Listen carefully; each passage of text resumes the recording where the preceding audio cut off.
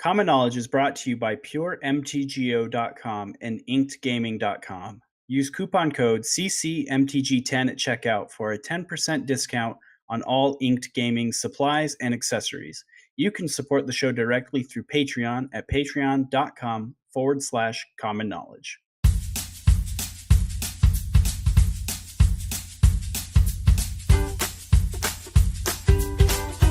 This is the Common Knowledge Podcast. It's not about the cost, it's about the knowledge. Here are your hosts, Brandon Clark and Lobbert. Hi everyone, welcome to the podcast. This is episode 56 of Common Knowledge, the podcast about Pauper. I'm your host, Brandon, and joined with me on the line as always is my most bestest co-host, Sean the Lobbert. What's up, man? How are you doing this week? Good, better than last week. I'm at the end stages of my cold where I don't feel sick, but my throat is still incredibly dry, and so I just have coughing fits for no reason. We haven't hung out since you were sick, but I got sick anyway, and I'm not confident that it's just a cold. It doesn't feel like just a cold, so I'm going to the doctor tomorrow. Oh no. Oh man. But good news. The good news about being sick is I called out from work and I played so many competitive leagues this week. Yeah, hella magic. How long are you waiting in queues? Like my whole life. Yeah, I've waited 40 minutes. It was over never that two different games. One of them I was like 20 minutes, and the other one I was like 17 minutes. So I guess like not quite 40 minutes, but yeah, I mean like 11-minute queues I would say are kind of standard, but the bigger problem is that I have played against the same person 3 times in a row within the same league a lot, and then sometimes it was, it's always the same person twice in a row. So like there's not a lot of people playing competitive leagues right now. So I played Burn. I played probably 9 leagues of Burn. I played a lot of leagues. I'm up to like 10. It's like 10 Pauper points, format points. So I'm like making my way up there, but I have to get off of Burn.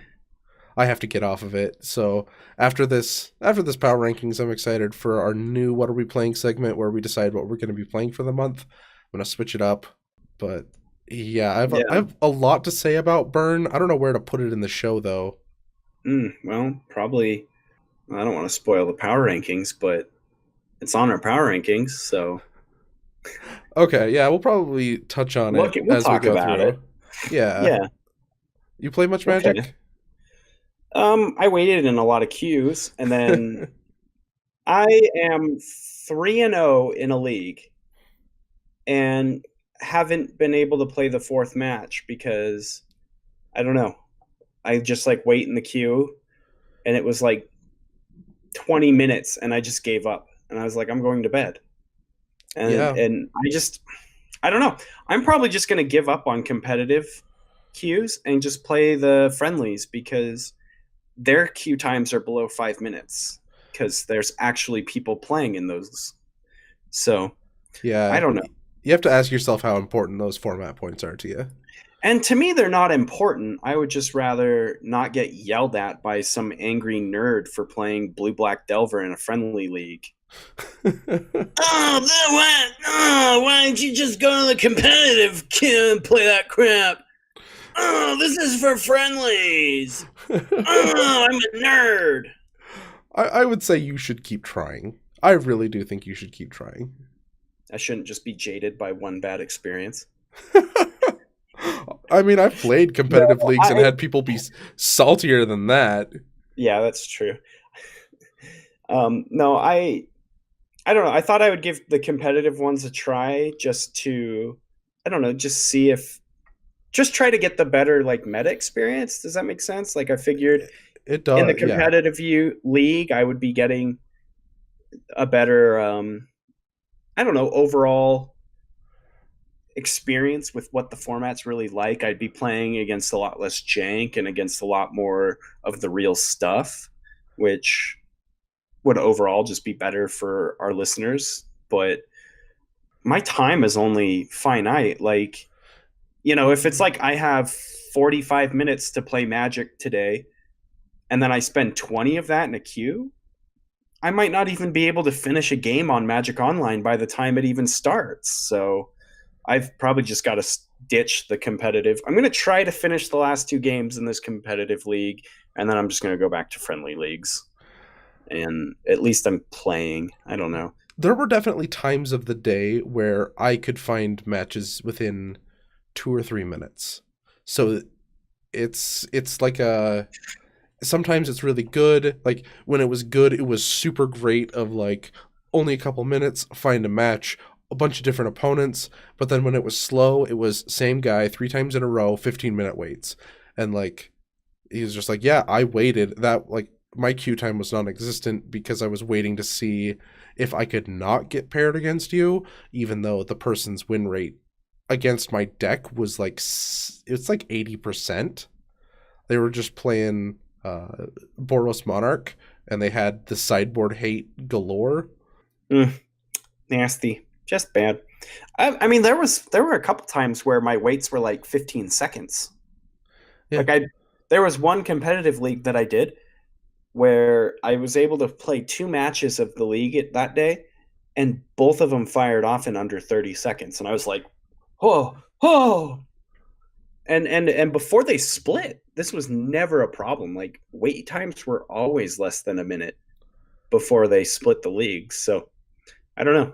I think that we probably need it. I would like it if we could go back to one league, but well, when they were announcing how this is going to work, is they were saying they would only get rid of the friendly league if it couldn't survive, and right now it's looking like it's the opposite of like the friendly league is still the most popular one, and the competitive league is just trying to get off the ground. I think that will change as the format matures. But for right now, it's still slow. Like, yeah. I would say people keep doing it. Like, I really want you to keep doing it because I want everyone to keep doing it so that my experience is better. Yeah. Well, I mean, like, I don't think that we should get rid of competitive leagues. I think that we should get rid of the friendly leagues and just have all competitive leagues. But I know that that would piss off a lot of people. Right. I mean, geez, these guys get mad when they put $100 bills into our boxes. They get mad when they have $1 million Magic Arena tournaments. Like, can you imagine what they'd do if they got rid of the most popular league? Yeah, I think that would be just a bad idea overall. I think it's just a matter of time thing. Yeah. Okay, well, anyway, let's just jump into the show. We are going to start off with our card of the week. Card of the week. Our card of the week is Harvest Pyre. The reason we chose this card of the week is because it's showing up in Skred Delver lists, as really an answer to the format of it's got to be able to deal with Gurmag Angler before they hit 5 lands. Like Skred, you can't just rely on your 4 copies of Skred to deal with one of the most big consistent threats that you're going to face in the format. It's not really that big of a cost when you're fetching lands and casting cantrips. I mean, I'll explain what it does. Harvest Pyre is a colorless and a red for an instant. You deal target creature X damage, where X is the number of cards you exile when you cast Harvest Pyre. Yeah, so like you said, this card is showing up mostly just because of Gurmag Angler. You can't reliably cast Skred, because by the time you hit 5 mana, you probably just died. And like, there's just the fact that if you hit 5 mana in this deck, you've just flooded out. So they needed something to do. This deck, the Skred Delver decks needed something against these blue-black Delver decks, I overall don't think it's enough.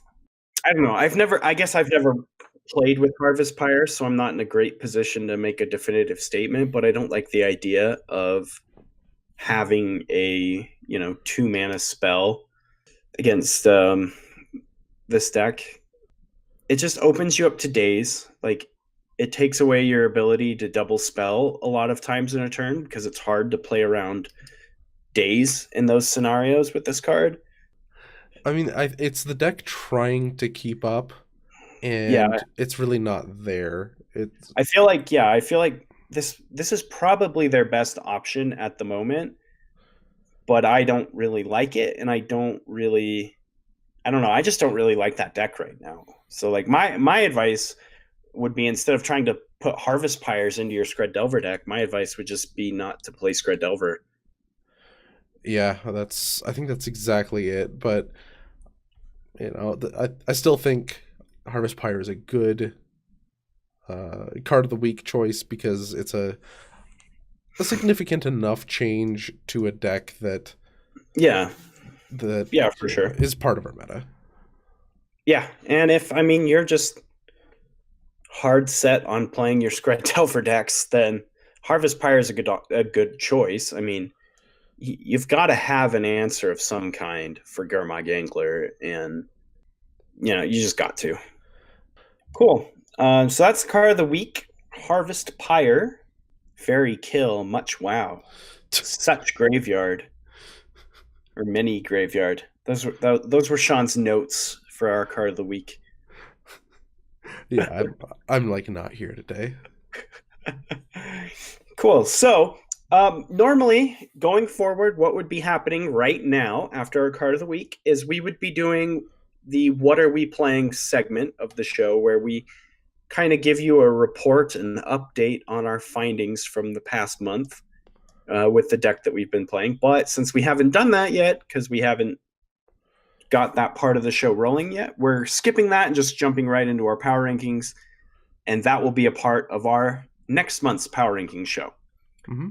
So we're kind of changing up the way we do power rankings as well. I think we mentioned this on the show previously, but just a recap for everyone.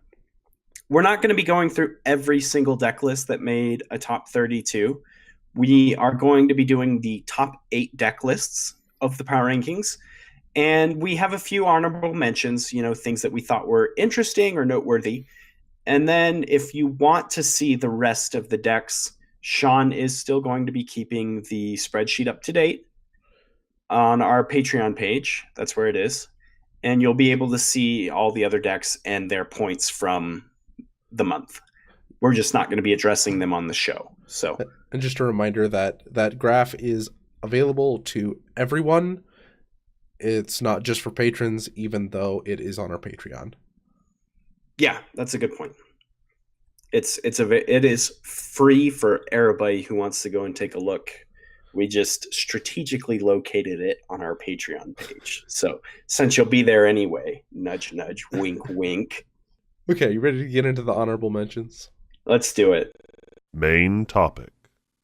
January power rankings, honorable mentions. First deck, I'll do this first deck because Sean probably doesn't want to talk about it. Or at least when I brought it up, I said, Sean, what do you think about doing an honorable mentions since we're only doing the top 8? And he said, that sounds good. And I said, this deck. And he went, nope, cancel that idea.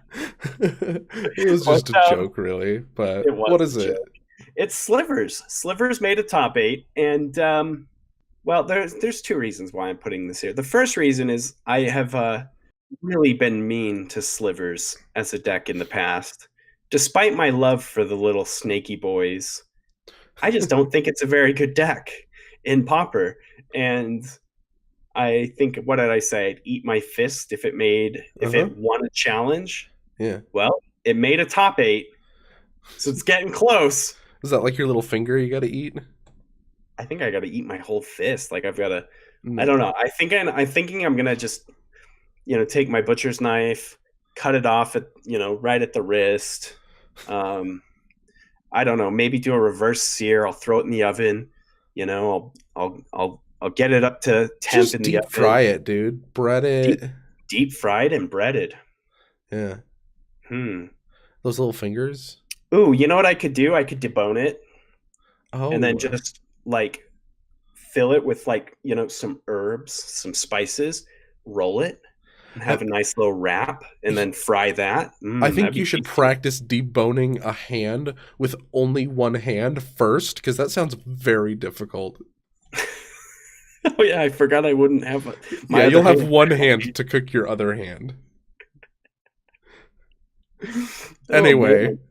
Anyway, the other thing though is, funny enough, just I still don't think this deck is phenomenal. There's still a lot of problems with the sliver deck in Pauper, um, but I do think that this might be the most well positioned it's ever been in the format, I'll agree. despite the fact that I still believe it's very bad. Okay, I want to make sure that's abundantly clear so that no one goes, oh, on record, Brandon said Slivers is great, I'm going to play it. No, I do think, however, this is the best it's been in the format, just for the way its threats line up with, I don't know, the rest of the format. I think that it's Lightning Bolt is on a decline. People are playing clunky spells like Snuff Out. Against a deck that Clunky. can go as aggro as Slivers, like 4 mana to kill, one of your random For guys, and then you life? still gotta, or 4 life. Yeah, sorry. I do think I think it lines up well with the format comparatively to where it's been prior. Like if normally it's a 1, now it's like a 3. That's where I'm at. And with the cap being like 70. It went from a 1 out of 70 to a 3 of 70. I don't know how the scale was generated, Wow. but 5 out of 7. Perfect score. yeah, too much water. Uh so okay, my thoughts on slivers right now. I'm trying to figure out how to put it into words where removal is at, because slivers lives and dies on how good or bad removal is in the format. Things I don't like about slivers is casting a 2-drop on turn 2 that is important to your strategy is bad right now because of days. So like slivers plays on curve, and that's their best mode. That's really how they need to play the game, and blue black delver is going to eat your lunch if you can't get your slivers big enough, which blue black delver is not going to have any issue doing, of keeping your guys small. You're going to have a really hard time, and they're just going to fly right over the top of you. I think the same goes for Boros Monarch. Like, all of the top 3 decks, I don't think have that big of an issue with slivers. There are games you're going to run away with because they stumbled, or you played around their days, you stalled out a little bit, and they didn't go ultra super fast. Yeah. I actually don't think any deck in our top 8 have much problem with slivers. Like even though again I just said that I think it's the best it's ever been in Pauper, just given the removal, because the way you put it, that was a very good way of saying what I was trying to say, is that slivers, the power level of that deck is dictated by the removal in the format, and right now I think that the popular removal spells don't line up well with slivers. I think that when Lightning Bolt is the number 1 removal spell, your little snaky boys are in trouble. But when Snuff Out is like the most commonly played removal spell, or Echoing Decay, your slivers feel a lot better. But that said, again, I would take any deck list on our top 8 Yeah. in the slivers matchup. So yeah, it gets an honorable mention because it's interesting. I think it gained a little bit of equity, although it's hard to put into words.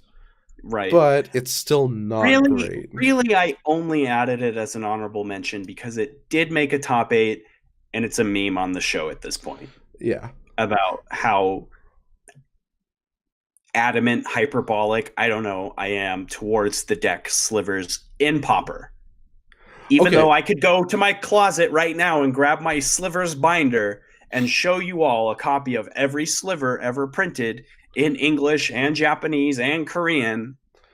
I think they're cool, but they're not good. I think so. Anyway. An interesting comparison is that. Can we skip to our third honorable mention? Yeah. So Scred Delver's at 4 points. It did not break the top 8. It did not do well at all, and that's kind of that's a tribal deck that cares about how many creatures it has in play of a certain type of fairies. It's always been the better version of that. It's the better tribal deck, but it's not even doing well right now. Sliver's got 1 point less than Scred Delver. I mean, Well, if you're going to play a tribal deck, just play elves. I mean, Slivers, there was only one Slivers deck the entire month that made a top 32, and it happened to make a top 8. There were 2 Scred Delver decks this month, but none of them had top 8 finishes. They were all in, top 32 finishes. And do you think that more people played Slivers or Scred Delver, though? I think more people probably played Scred Delver. Yeah, so maybe which is, again, sort of a showing. So the thing, though, the contrast between Slivers and Scred Delver, they're both tribal decks, you're right, that are relying on getting a lot of those creatures out. But the fairies line up really poorly with Echoing Decay. That's true. Really poorly. And I don't think that the Slivers do, because one, there's a larger diversity of different types of Slivers, like creature names, and the stacking of the effects.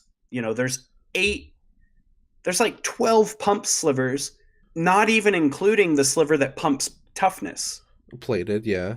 The plated Sliver, yeah. So I think that reason alone, Slivers just lines up better than Scred Delver, because Scred Delver is so much more reliant on, making sure that my fairies all survive. And you getting, if you've got a Spellstutter Sprite in play, and then you play a Spellstutter Sprite to counter one of their spells, and they just Echoing Decay you. So I think that the Scred deck lines up a lot worse with the current removal. I mean, and they're still just always weak to Electrickery and stuff like that.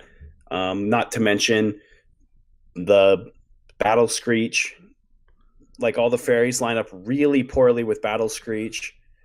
Ninja the Deep Hours, that's a card that I don't see how it ever has a chance to get ninjutsu'd into play, against the Monarch decks.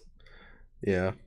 That seems like that card is just either coming down for 4 mana or it's stranded in your hand. Okay. Are we ready for our third honorable mention? Last one? Yeah, and this one is only here because I thought it was interesting. It was an interesting deck list. It was a green-black Reanimator deck list, using cards like Satyr Wayfinder to fill your graveyard. There was no Tortured Existence, so it wasn't doing any of that business. It was just Exhumes. But then it had Greater Sandworm. And I just thought this was an interesting threat. One of the things I've been thinking a lot about right now is just almost the lack of powerful threats in this format. The top decks, the Boros decks, the Delver deck, and Tron are kind of just playing the most powerful threats, and everything else just kind of seems to fall short in power level. And I don't know, Greater Sandworm could be one of those things that, it dies to Snuff Out. It dies to Journey to Nowhere, but it's a big, powerful threat. It's got evasion tacked onto it. And there's the synergy of its cycles for 2, and then you can exhume it. Yeah, I've played a few Greater Sandworms just in Bruised when I've been trying to see if it's something I want to be playing. If they ever have 2 Anglers out and you're just like, oh no, I mean I think that matchup is really, really bad if you're playing that deck. If you're exhuming it, they are going to be exhuming something really good or countering it, and then if they let it happen and then it gets snuffed out, they are just miles ahead. If they exhume it and they end up with 2 anglers, you can't attack anymore because you're trading a 7/7 for a 5/5. And I'm not in love with the idea. Yeah. It's a lot of effort for not a lot of payoff. I do still think that, like, my brain is just like, I want it to be good. Yeah, I agree. I don't like playing Exhume in this format. Yeah. I don't know. I just don't think these Reanimator decks have all the tools that they need to be really strong. So, Well, the difference between whatever you're exhuming and what they're exhuming has to be huge. yeah, And, like, it's usually, like, you can reliably say that it's going to be a 5/5 or a Mole Drifter are some of your worst cases. Like, the best cases a lot of the time are, like, Augur of Bolas. I guess best case is they don't do anything, but I don't really count on that. But if your guy is not super good, like, this is just a 7/7, 2 points of power toughness greater than a 5/5 is not worth the effort. yeah. Okay, so those were our honorable mentions for this month. Let's just jump on into our top 8 decks. Number 1, first place, 65 points, Blue-Black Delver. This is down. That's good. It dropped like 10 points. So that's a little bit more reasonable, but I've been seeing this deck just so much. I'm so sick of getting dazed. And I'm not tired of dazing people. Yeah, playing burn against that deck, you just don't have, you can't add it up enough burn spells is what I'm fighting against that. Like, my Blue-Black Delver matchup ironically is better and more doable than my matchup against the next 2 decks. Let's just do those of down. So Blue-Black was 65 points, and then on 49 points is Boros Monarch, 43 points is Boros Bully. I played like more than the Blue-Black Delver decks. I played more Monarch decks. That's the number one thing I was seeing. Yeah, the Monarch mechanic in general just seems to be probably the most dominant force in the format at the moment. I mean, Boros Monarch and Boros Bully are really very close to the same deck. Like, despite the fact that they have very different game plans and like ways that their decks play out, they're almost virtually identical, with the exception of like 8 cards or 12 cards or something in the main deck that are different. Yeah, like, I feel like when you're playing against them, you have to play against them in the exact same way. And it's just rough. Like, if they can just do something to hold on, they'll eventually beat you. And that's what's been happening to me, is they just eventually beat me. Their inevitability is insane. Between they just have such a, like, with the Monarch, and then how many ways that they have to stall out the game while they're just pulling ahead on cards, like between Prismatic Strands and Battle Screech, and then just the fact that Palace Sentinels itself is a 2/4, it just gums the ground up really. Like, these decks are just really, really good at gumming up the ground and just making it impossible for you to attack them, and all the while they're just pulling ahead of you on cards until they get to a point where they've just buried you in card advantage. I've completely given up on brewing. Well, really brewing at all right now. Like, I've tried some stuff, but every time I try something, I'm just like, this is silly. Like, I can't play a long game against a Monarch deck. Like, I have to be so aggressive that I can get under this thing, and all it's trying to do is make it so I can't get under it. So, like, I'm done brewing for now. I'm just gonna play the most competitive deck I can find. Yeah, and Blue-Black Delver is at the top with a 16-point difference. But I really think that the Boros decks are the best decks in the format right now. The Monarch decks. Between Boros Bully and Boros Monarch, I'm inclined to say that Boros Bully is the better deck, but I mean it was in third place and Monarch was in second, so maybe Monarch's just, I don't know. I think that these two decks are the best decks in the format. I'm a Monarch guy myself. I like Boros Monarch better. You don't rely on your graveyard at all. You have a good matchup, I think. I still think you have a good matchup against the number one deck, but they're both super respectable. I think it's close.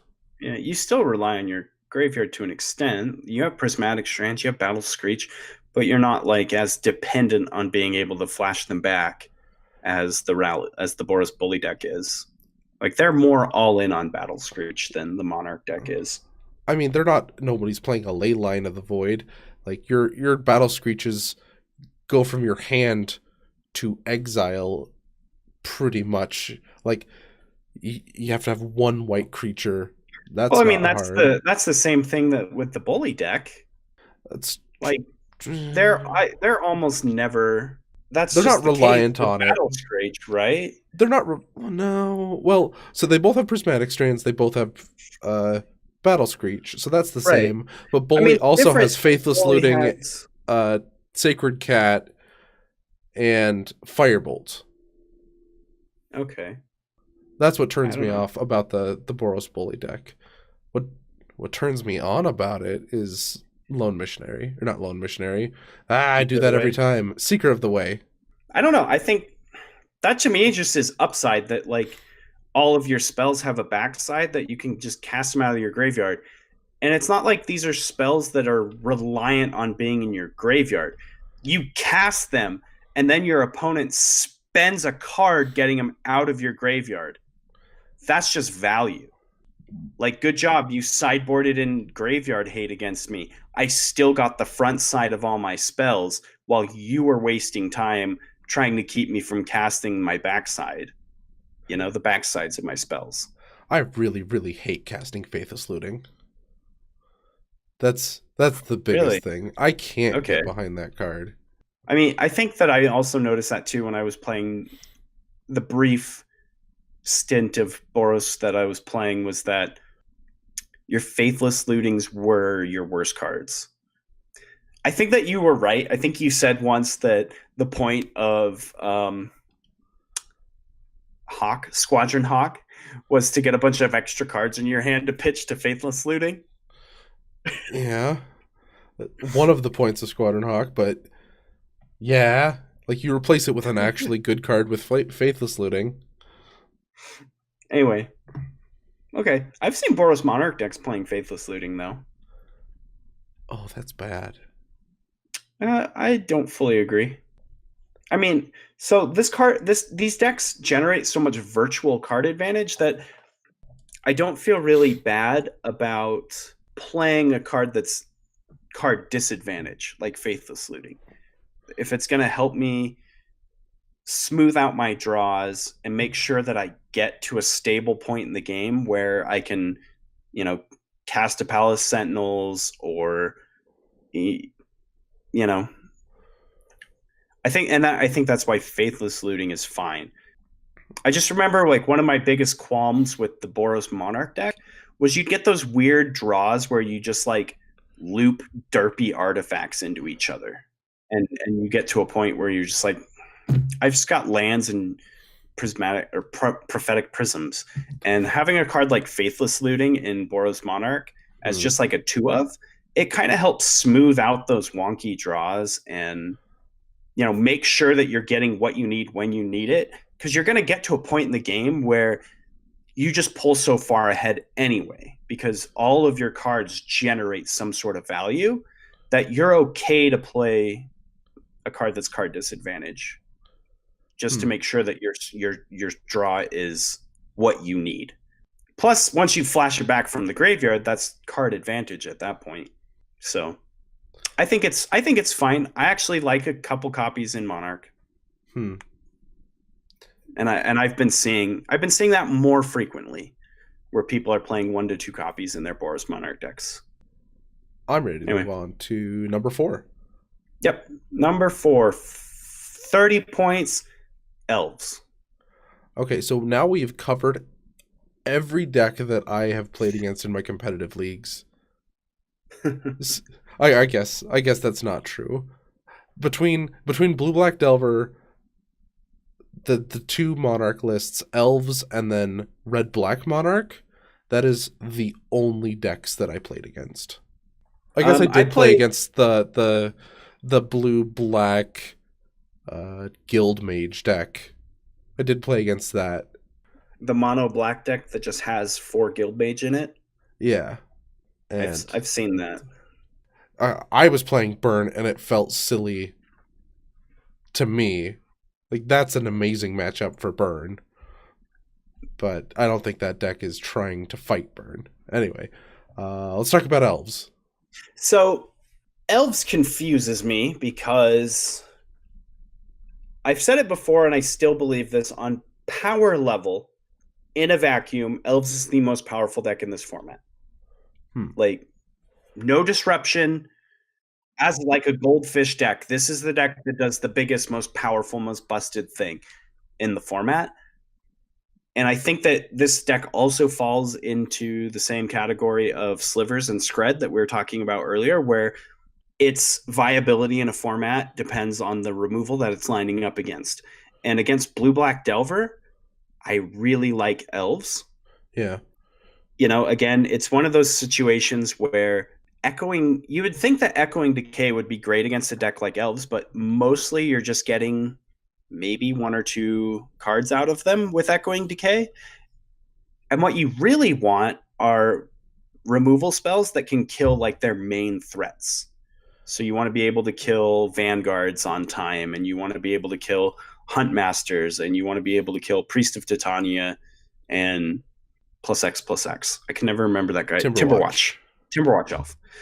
And so Echoing Decay really only lines up well against Priest of Titania as like one of the main threats that you want to keep off the board.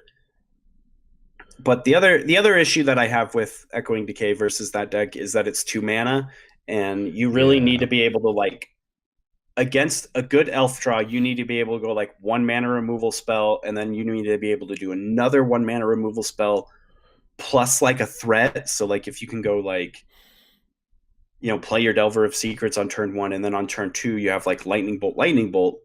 I think that's just what I'm basically getting at, is when Lightning Bolt is worse, Elves gets better. And I think that this deck lines up really well against Blue Black Delver.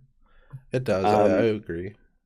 But I don't like it against the Boros decks. Oh man, the threat density you have in Elves makes it so removal it is high enough. Removal's, you know, feels a little bit sillier. It's one of the decks that can actually compete in terms of like it double spells. I like that the Land of War Elves make it so you can play around days. Like you just have an abundance of mana and lots of choices and cards in your hand to play. Yeah. If you want to play slower, you can. If you end up making them like, okay, I gotta daze your Priest of Titania, or gotta daze your guy, you usually will have a follow-up good threat, and then they're behind, and then it makes it even harder for them to cast that Echoing Decay on, like, if you play like a Timberwatch Elf, they need Echoing Decay that turn, otherwise it's never doing anything. Yeah. My other thing against Elves, or with Elves, I guess, I think that this is the best game 1 deck in the format.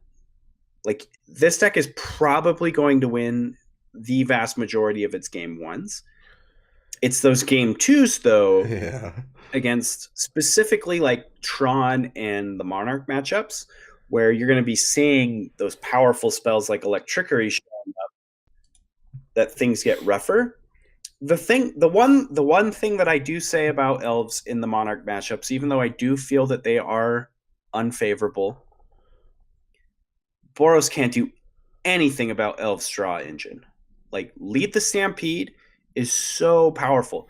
And it's not hard to construct scenarios where you've like played out your hand and the Boros deck has had to spend a ton of resources dealing with your board, and that's what you just do for the first couple turns, and then on turn 3 or 4 you lead the Stampede and just get 3 to 5 more cards in your hand. Like, that's just so hard for these decks to deal with, even in post sideboard games.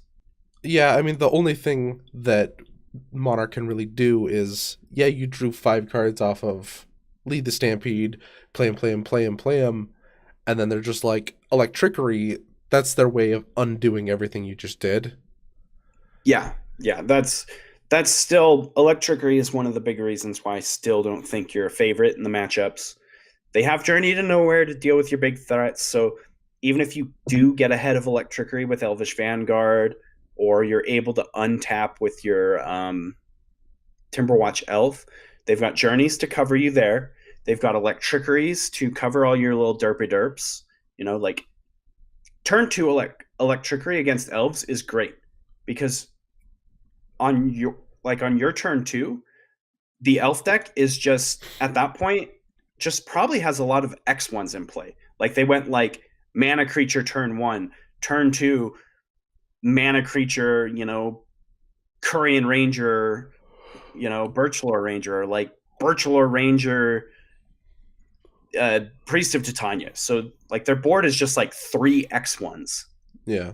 And then you just slam Electrickery on that, and you've just slowed them down so much. Now, instead of like their turn 3 being like, play Elvish Vanguard and 2 other spells, make it a 3/3, their turn is like, play Elvish Vanguard, play a 1/1, or play Timberwatch Elf onto an empty board. Like, if they're even playing 2 spells, because if they even are, 2-land draw is pretty average for Elves. Because that's true too. They might not even have a 3rd mana. Not to mention the fact that they're probably also banking on untapping on their 3rd turn, making a bunch of mana with Priest so that they can cast Lead the Stampede. So in a lot of cases, you can even just strand Lead the Stampede in the Elf's hand. But so you've actually played Bully, but I'm feeling that Boros Monarch gains some points because it just flies over and applies a better clock to Elves. I think that's true. Being able to have a mix of powerful disruption and a clock is always key against combo-centric strategies or synergy-based strategies.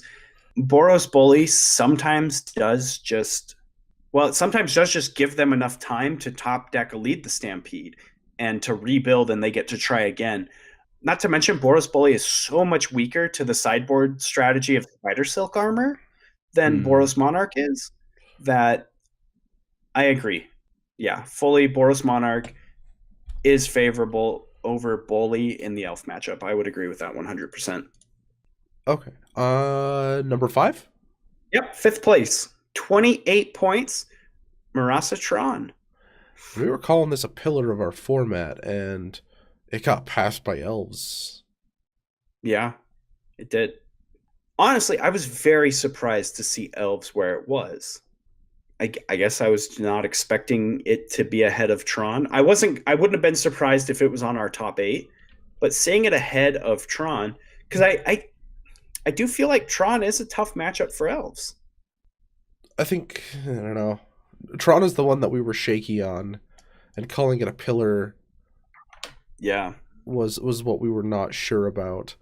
It's more easily hated out than these other 2 pillars that we have, and the its good matchup of Boros decks is not as, like, it's not super fantastic, where I think it is a dog to Delver. Yeah, we kind of said it was this rock, paper, scissors, right? Where Delver decks beat up Tron decks beat up Boros decks try to beat up Delver decks, so that's sort of where it fits into the equation and why I would still consider it a pillar. Just even if it's not, like, I don't feel like Elves fits into this equation anywhere.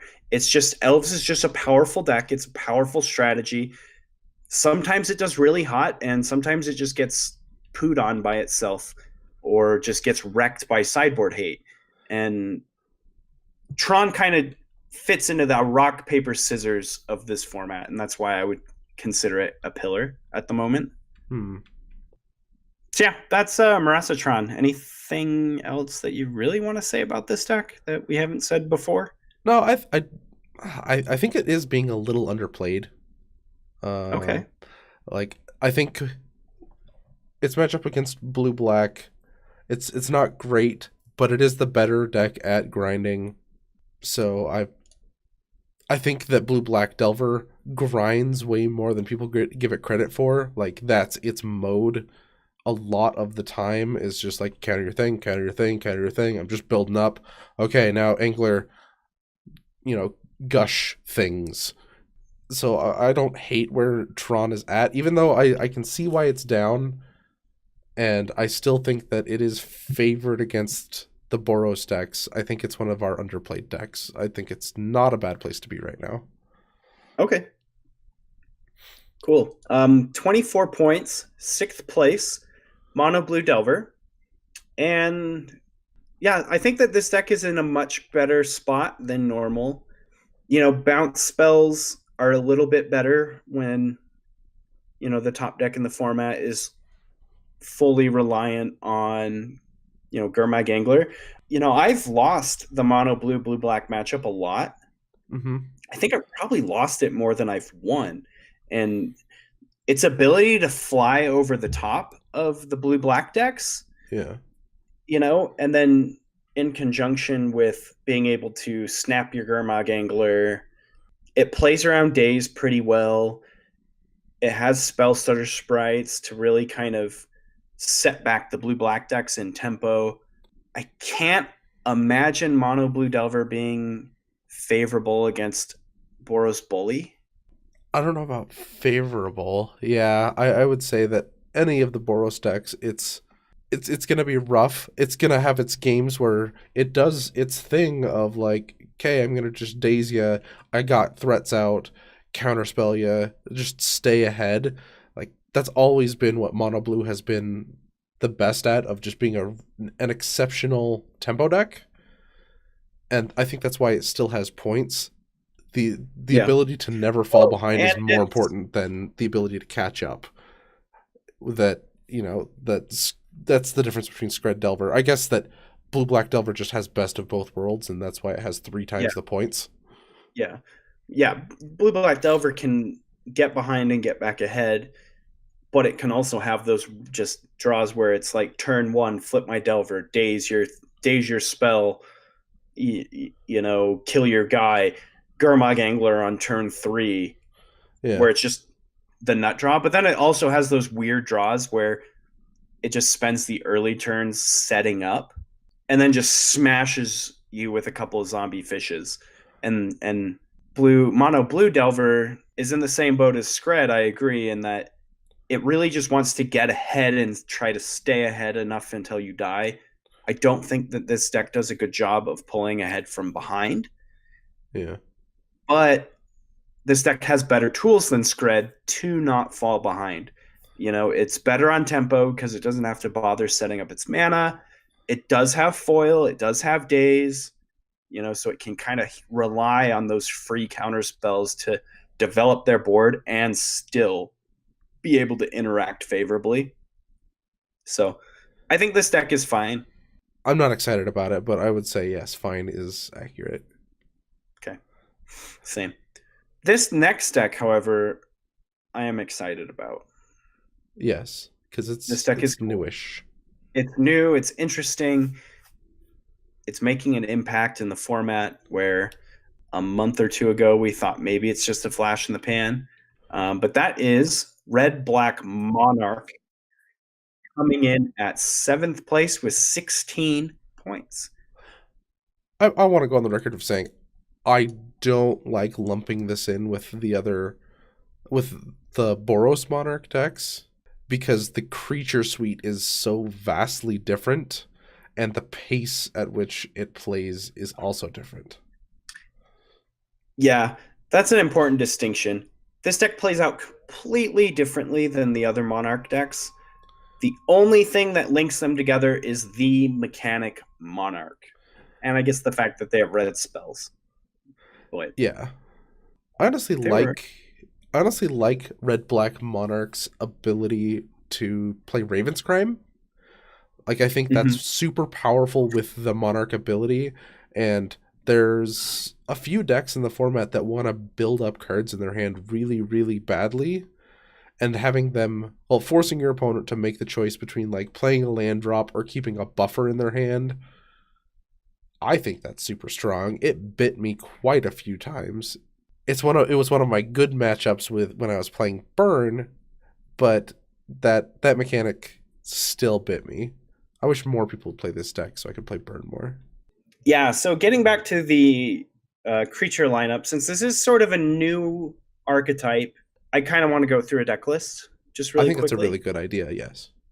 Cool. So for the creature suites, we've got Chittering Rats, one Crypt or four Chittering Rats, one Crypt Rats, two Gurmag Anglers, four Liliana's Spectre, which is a 2/1 flying for one black black. When it enters the battlefield, each opponent discards a card. So similar to Chittering Rats with what it's trying to do. And then four Throne of the Black Rose, which is the 1/3 Death Touch Monarch. And then there's Spell Suite, two Arc Lightning, four Chainer's Edict, three Duress, four Night's Whisper, one Raven's Crime, one Unearth, four Lightning Bolt, four Terminate, lands, four Bloodfell Caves, three Bajuka Bogs, five Mountains, three Rakdos Carnariums, seven Swamps. So yeah, they've just got between the Raven's Claws, the Duresses, Chittering Rats, and like Liliana's Spectre. I feel like this deck does a really good job about fighting, the Gush decks particularly. Like they have ways to try to keep up on cards with these other decks, and then they try to pull ahead with Thorn of the Black Rose and the like. Their ability to control your hand, that's really what is holding this deck up, I think. When it's going against another Monarch deck, when you get Chittering Rat, when they play Chittering Rats, they play a discard spell or two with their Liliana Spectre or Raven's Crime. Hitting 4 mana and landing an opposing Monarch gets really, really difficult. Yeah, and I also, the one thing I really like in this deck right now is Arc Lightning to It's kind of necessary, clean yeah. up. Yeah, yeah, Playing an Arc Lightning feels really bad, I'll be honest. yeah. I Like, guess I should clarify that under normal circumstances, I wouldn't normally put Arc Lightning into my decks, but I think that the way the meta is shaping out, this is just good deck building. it's a necessary evil, it's a meta call. Arc Lightning's really expensive. It's, for those googling it, it's 2 and a red sorcery, divide 3 damage as you choose. Yeah. Which honestly, like, could that just be Electrickery? Well, maybe. I mean, so Arc Lightning. I guess the thing is that Arc Lightning can kill things bigger than one once, Yeah. right? They're only playing Um, one, right? two. They're This playing list is two. playing two. I think two is pretty common from what I remember seeing. It's more versatile for I, sure. And I think they're yeah, playing more Electrickery versatile. anyway in Yeah, the board. Electrickeries are in the sideboards, but I really like Arc Lightning alongside four copies of Chainer's Edict. Um, Yeah. just as good ways to keep the grounds clear so that your Chainer's Edicts are more effective. I think that's sort of a hit in Arc Lightning's favor. Hmm. Um, again, I mean that could be just interchangeable with Electrickery, because I mean let's just be real. This is here because of Battle Screech, right? Like that's primarily what this is to do, is to clean up Battle Screech tokens right now. And in that case, like Electrickery is probably just better. It just does it better, more efficiently. It's instant speed, but there are upsides to Lightning. Just the mobility of it, being able to scale and kill bigger creatures is relevant. So Yeah, it I mean, deals with Delvers after they flip, which I really like. You can kill a flipped Delver and an unflipped Delver, which is, that is the bonkers. You've paid an extra mana more than they have, but you have 2-for-1 them, which is, I guess if you're another gonna thing 2-for-1 too. somebody, come on, you're gonna pay more mana. Yeah, Arc Lightning is harder to spell Sprite, but it's easier to daze. So Yeah, there's a weird trade off there. But yeah, I think overall the biggest thing that this deck has going for it, well, first of all, is 4 copies of Terminate. I mean, yeah, this is the most powerful removal spell in the format, right? Like just 2 mana, kill anything, it can't be regenerated. It's just the fact that it's got such a strict mana cost, and there's really not been a lot of incentive to play red and black in this format. The only red cards in this main deck are Arc Lightning, Lightning Bolt, and Terminate. Other than that, it's almost a completely mono black list, with the exception of, like, you get some of the most powerful cards out of your sideboard. Like they've got Gorilla Shaman, Pyroblast, and Electrickery. yeah, and those are all super worthwhile. Yeah, so I mean, I think that it's worth it playing red in your deck just for those sideboard cards. So then at that point, yeah, just play the most powerful removal spell in the format. Plus, again, touching back what you said, this deck's ability to control your hand is just so powerful. But I don't know. This deck's really interesting to me, and I think it's very cool. And I like the way that these decks are built. I like having Unearth. Unearth is kind of cool. A lot of these cards, the Liliana's Specters, the Crypt Rats, the Chittering Rats, those are the targets for Unearth. These are all like really dazeable. Yeah. And, Specter's only a 2/1. Crypt Rats kills itself. So being able to unearth Crypt Rats probably just means you're winning for life, because you've theoretically already done it once. So I don't think that Unearth is being used on Crypt Rats really very often at all. Like, if it is, then yeah, you're probably winning for life. You're probably also at like 2 life after the second Crypt Rats is finished, because the Red Black Monarch deck really doesn't have any ways to gain life. It's like no. bounce And lands and gain lands. yeah, it's got 4 Bloodfell Caves and that's it. But I mean, between Crypt Rats wiping your board and your 4 copies of Knight's Whisper, your life total is a really important resource with this deck. Yeah. Anyway, should we get on to number 8? Yep, let's do the final slot. Okay, number 8, 9 points. It's a 2-way tie between Stompy and Burn. And I want to note that with Stompy, I saw a majority of the Stompy decks. I made a note of how many. 3 out of the 4 Stompy decks were playing Elephant Guide Ledgewalker. Oh, wow. And then the other Stompy deck was playing Molder Vines. No Ledgewalkers. People are still seem to be undecided on what the best configuration of this deck is. Because last month we were seeing us revert back to, I guess, what we're calling like the OG Stompy, right? And now we're seeing a small transition back to Ledgewalker plus Elephant Guide. And then we had this weird outlier deck with Molder Vines and no Ledgewalkers. So do you know what my theory on that is? Tell me. I think that it's because these decks aren't very good right now. And so there's a lot of people trying different things. Like if your deck isn't working, it starts to mutate. Like if your deck is working, you leave it where it is. If it's not working very well, you try the other versions of the deck. Okay, cool. I don't want to spend too much time talking about Stompy because I want to talk more about the other 8th place deck, Burn. You've been playing this deck a lot, and you have words. So I'm going to mute myself, and I'm just going to let you talk. Yeah, it's probably about 40 games that I played just this week with this deck. I experimented with every creature package that you can try in this. My least favorite creature is Firebrand Archer. That card is just not good right now. It is bad. All of my experiences playing that card, it didn't do anything. Maybe that's just me, maybe it was luck of the draw. I don't know. Like if I played Lava Runner, it can come down fast enough and I can just kind of clear a path for it that it can surprise people and it can just be so fast that they don't have time to recover. Thermo Alchemist, that 3 toughness makes it trickier for a Delver deck to fight since they can't Echoing Decay it. It can do stuff on its own where Firebrand Archer is not able to do anything unless you're casting spells or clear a path for it. The amount of times that you actually attack with Firebrand Archer is close to 0.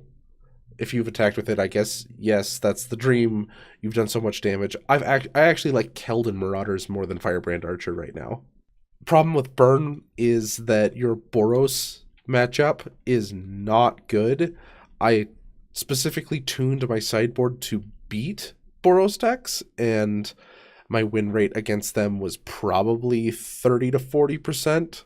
The way I was fighting things like that was Molten Rains. Molten Rains were, I found, pretty good against Boros decks. They sucked against blue-black decks, so I never brought them in. But the ability for that deck to stabilize just Prismatic Strands, you can't beat that deck. I won a lot of my games against Elves, so you've got 50% against, you're close to 50% against Delver, a dog to Monarch, great against Elves, great against Like Tron. highly favored Highly favored against elves. Yeah, highly favored against Elves. I know that they have I those don't. Well-Wishers. You don't give a crap. No, Yeah, yeah, like Well-Wishers. their well wishers never do. Well wisher never does anything against burn. Yeah, and part of your sideboard plan is changing gears into a control-ish deck. You board in 7 board wipes most of the time between Martyr of Sands and Electrickery. They can get out of control. You spend a burn spell and an Electrickery. They have a clear board now. They've spent all of their cards, and you can kind of just wait. Or, Searing Blaze is a heck of a card. So I was liking where Burn was out until I played like 4 Hit or the wall with Boros decks. yeah, I hit the wall with Boros decks of like 9 games. It was like out of 9 games, I played 7 games of Boros, and I just couldn't do it anymore. And I stopped. I was just like, I can't play Burn anymore. Like, I'll come back to it if I start to see a meta without so much Monarch, because I think against the rest of it, Burn is really, really good. So if you can find a meta without that deck, play Burn. It's amazing. Problem is, it's number 2 and 3. Last thing is, honestly, Bully, them playing the Seeker of the Way didn't matter. Searing Blaze is still a heck of a card. Or, like, I would play a Lava Runner, bolt their guy, and just be like, okay, move on with my life. Yeah, that's my spiel on Burn. All right, so those were the top 8 decks from January for our power rankings. Again, if you'd like to see all the other deck lists that made top 32 appearances this month, you can find that on our Patreon page. That is free of charge for everybody. Patreon.com/common knowledge. You'll find that. You'll also be able to find our Common Coliseum for those of you who are patrons.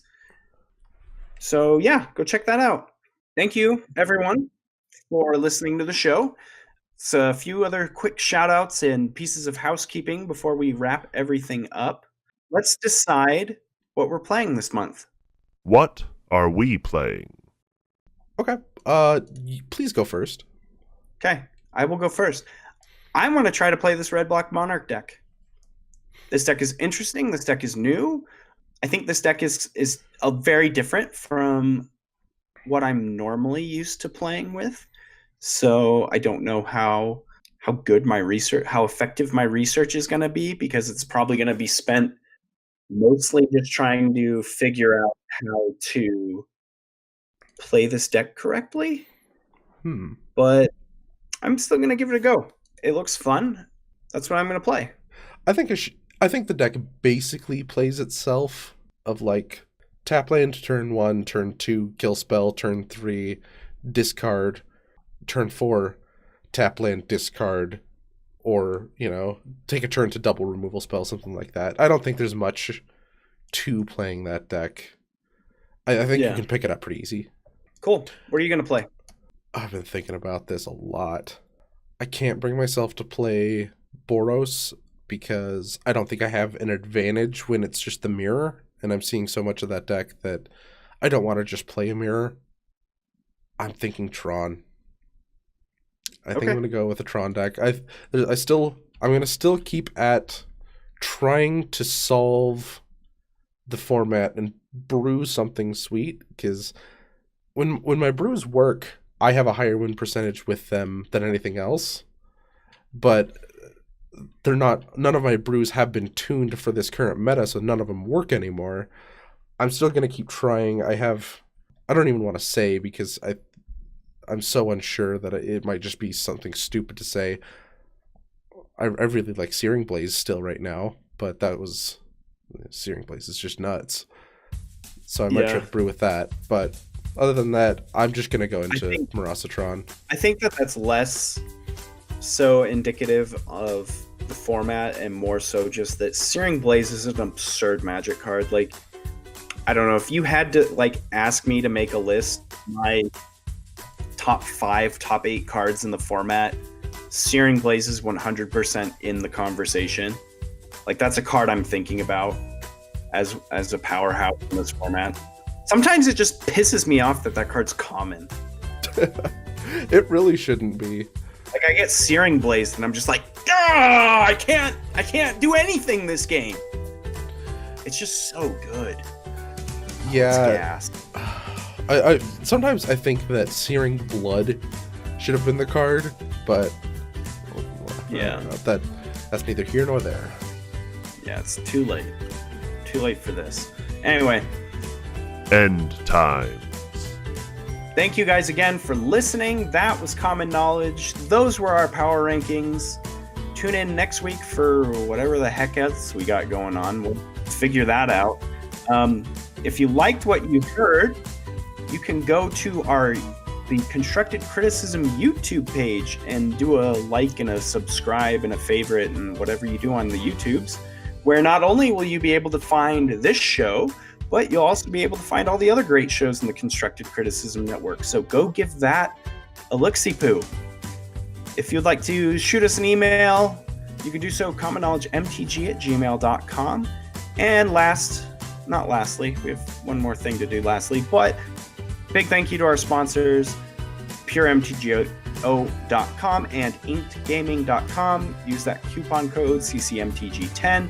Get 10% on your checkout. They've got all sorts of gaming supplies, accessories, play mats, mouse pads, all the fun stuff. And when you use that coupon code, you get yourself a nice discount. Our network gets a nice kickback. Win, win, win. Lastly, where can everyone find us? Sean. You can find me on Twitter at Lobbert8. That's Lobbert and the number 8. You can find me on YouTube if you search for Lobbert. You can find Lobbert 8. Number 8. Lobbert. Lobbert 8 on YouTube. Wow. Find him. Yeah, go do that. Go do that, because Sean makes fun videos. I used to. That's true. You haven't done one in a while, but yeah, it's impossible to prove. Anyway. You can find us at Facebook if you search for Common Knowledge. You can find our podcast on Twitter if you search for CK Podcast MTG. Where can they find your Twitter, Brandon? You can find me at bclark_CK. BCLARKE. Bye. Okay, bye.